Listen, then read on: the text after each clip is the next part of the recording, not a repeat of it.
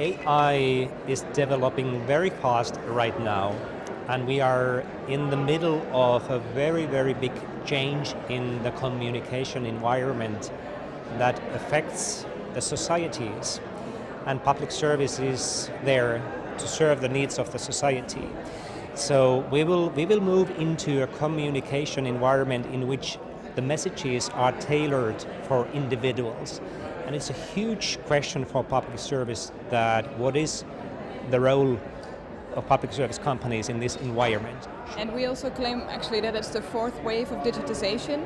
So after online and mobile and social, this is the new big thing, also for journalism. I think in general I would say that it's well, it's not necessarily poor, but it's in small groups, specific people in specific organizations. There are a few that have a high level of understanding and quite a lot that don't have that much understanding. And in those organizations where there is a high level, it's usually restricted to those technical departments or digital departments or a few people that really know what they're talking about. In public service, as in other organizations, quite often AI projects stopped after exploration. They don't end up in real production, and that's a huge challenge. There are many. You can use AI in many different ways. You can use it as an operational tool that it's handy and practical. Can make journalism more efficient in that way because you can do automatic editing, use it for transcribing, automatic translation. So in that sense it's practical.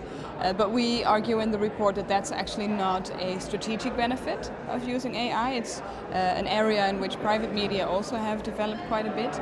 And it's also where third-party sellers are already in, and they will just come to you with their solutions.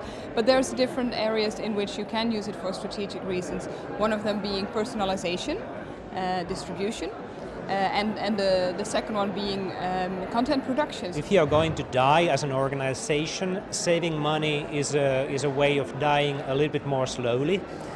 So that's of course a choice as well. But that doesn't actually solve the core problem, which is you have to be valuable for the audience, you have to be valuable for the society. Well, I think the main risk is to be too similar, just to copy what others are doing, because that actually makes public service much more commercial. You are just imitating the companies that have been already developing these technologies in the private media.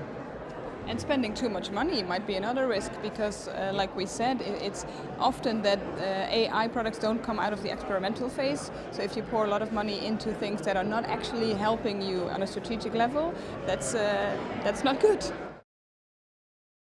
There's always cultural resistance by old school journals for everything, I guess, but I think that's one of the issues that really has to kind of talked through, that there is kind of an ethical responsibility of doing good as well. And I think another very big important part of this is training and is learning about AI, it's learning about data, it's not being scared of data anymore, because I think for a lot of traditional journalists they haven't been schooled in that sense traditionally and think of it as something scary and far off. Whereas if you actually engage in these techniques and learn about them, you will find them much less scary and it will be easier to move forward with a cultural change. Yes.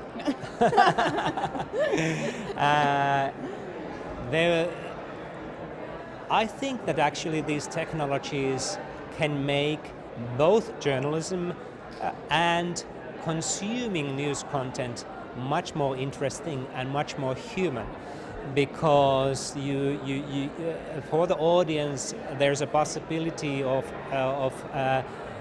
having and seeing and finding much more relevant content that is better because there are good technologies that have been used. And I think it's interesting that this question often comes up in journalism, like is it replacing human beings? Whereas in different areas, like in health, for example, you don't get that question so often, like does the computer replace the doctor? Because it feels more evident that of course you still need the doctor, but I think the same goes for journalism. Of course we will still need the journalist, but it will just be aided by all these new tools and technologies. First thing, read our report. right? Yeah, in other words, create a basic understanding what this is all about. Because if you start to invest before that, if you make a strategy without understanding the issue, then you can make a very, very bad strategy and lose your money and nothing comes out from the funnel. This is also a call for the management of the newsrooms to get this understanding. News managers typically have a background as journalists. The technology is not necessarily their key area of competence. You don't have to learn to code, but you have to understand what you can do with these technologies.